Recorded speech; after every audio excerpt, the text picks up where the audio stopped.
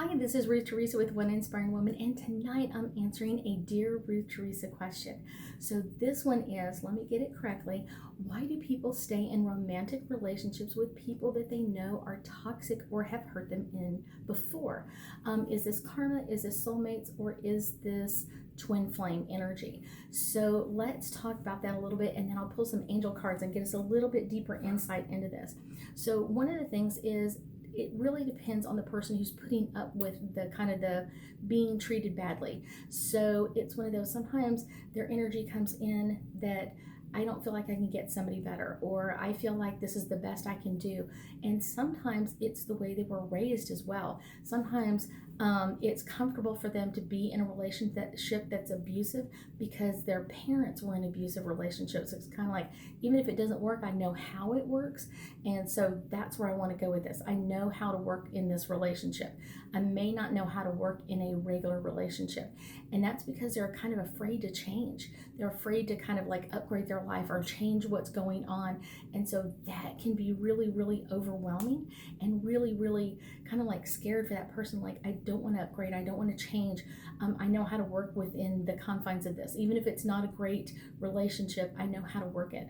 So sometimes it can do with a little bit of karma in there. Sometimes in a previous life, they could have been the one that was the abuser, and now it's kind of their turn to kind of feel what it feels like. Doesn't mean they have to stay in it. Like, once someone's feeling that, they have the choice to leave. A lot of times they don't leave. It's their own fears that keep them in there. And sometimes it's the fear of the abuser. A lot of times the abuser will tell them like, oh, no one else is going to love you, no one else is going to care for you, you're not going to find the same as me, I'm going to treat you better than so and so or anybody else.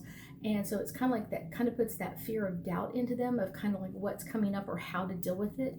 Sometimes it can also be that they don't have a great self-esteem themselves. And so it's one of those, they're being abused and it just adds more to them, and they kind of just feel weighted down. Usually the one that's being abused usually has clairsensitive gifts. And so their nurturing nature is kind of like, I want to nurture everybody, and maybe I can heal this person if I stay long enough. If I do everything that this person wants me to do, the abuser wants me to do, maybe it will heal them in some way. And a lot of times the abuser doesn't want to change or doesn't know how to change. And so that can be a little bit of a toxic kind of twist or turn in there.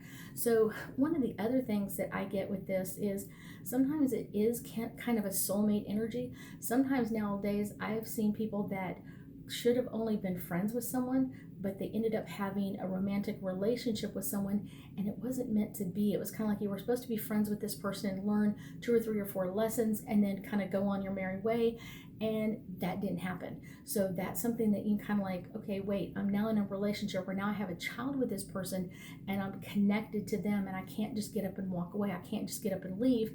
I have a connection to this person forever. Twin flame energy comes in a lot from past lives, that you were in a relationship with someone and you've kind of like, we did so great in the last relationship, we're going to do this again. And that twin flame energy can kind of draw people to each other. Problem is that sometimes people go, I'm not going to be in a relationship with you, or I'm afraid to be in a relationship with you for whatever reason. And so one person is kind of like, I'm here to be with you in this relationship, and the other person is like, no, I'm afraid. And so sometimes those twin flames don't always hook up. Sometimes they do, but I will tell you, more often than not, they really don't connect together very well. When they do connect, it is magnificent. It is amazing energy, and they both pull each other up, and they kind of work on each other, and it's kind of like this one upping in kind of like healing. I'm going to heal this, and then I'm going to heal this, and it's a great relationship. Most of the time though, it's not that way. A lot of times it's one person is afraid of it and the other person is pushing to be in a relationship, and it's kind of like this pull and come and go kind of energy. And so it makes it really a little bit harder, or a little bit kind of weird to relate to other people. And a lot of times twin flames, if they don't get together, what will happen is they will find someone else, and then that kind of just adds like a third person to what they're trying to do. So instead of kind of being twin flames, they're kind of triple flames, and everybody's trying to be together with each other, and it doesn't always work out that way. So it's something kind of special, different, but it can bring in a lot of amazing energy. Let's pull a couple of angel cards and see what we get with kind of romantic relationships with people that are toxic or not healthy for us.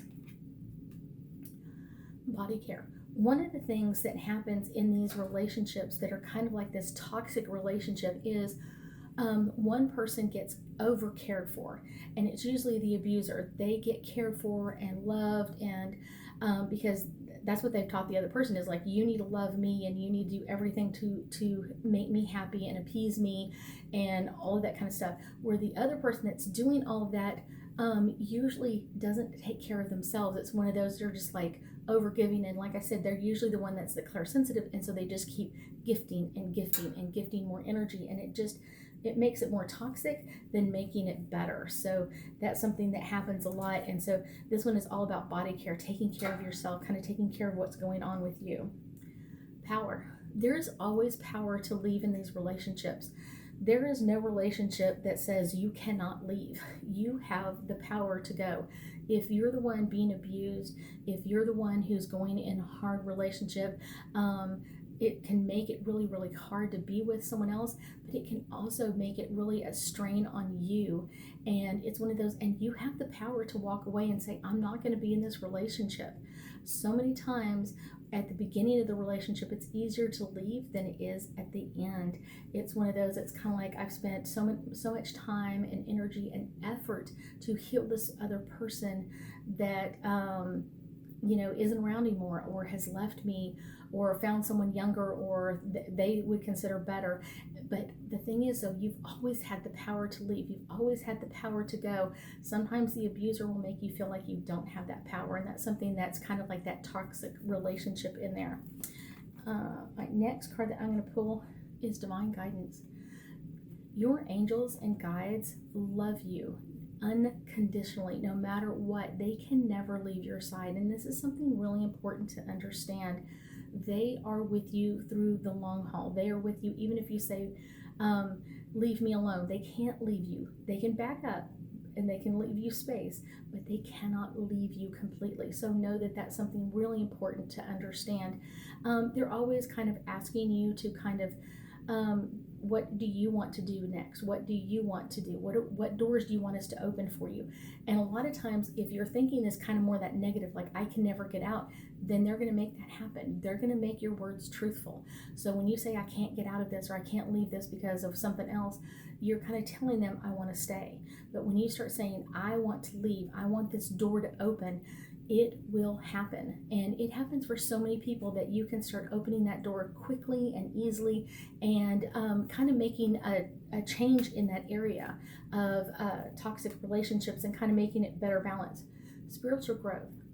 Like I said, a lot of times these relationships are usually between a clairsensitive and some other type of energy that's not really healthy. Usually I would say some type of narcissistic energy, or narcissistic type energy, and so that just kind of pulls that person in deeper. And it's kind of like, it's supposed to be a teaching event. It's not supposed to take your whole life. It's not supposed to keep you busy forever. It's meant to teach you a lesson so you can keep going forward, so you can keep changing and modifying yourself and upgrading and teaching yourself new and better things of how to clear up old energy, or how to move through an energy that's not healthy, so you can become stronger and healthier, and sometimes even turn around and help someone else with that as well.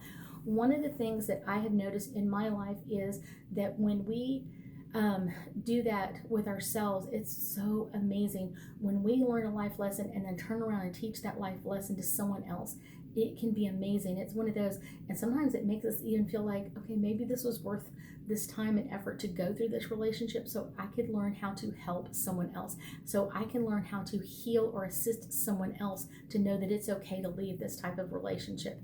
Sometimes that's all they ever need, is to know like someone else made it out. It's one of those that can be very healthy for both sides, to see like, hey, this person made it through, they made it to the other side, and they're okay on the other side. That's one of the amazing things about life lessons. They are meant to heal and help not only ourselves, the people around us and the people around them, so we can inspire them to keep moving forward and to keep this energy healing and moving forward. I thank you so much for joining me this evening, and I know that we'll be talking again soon.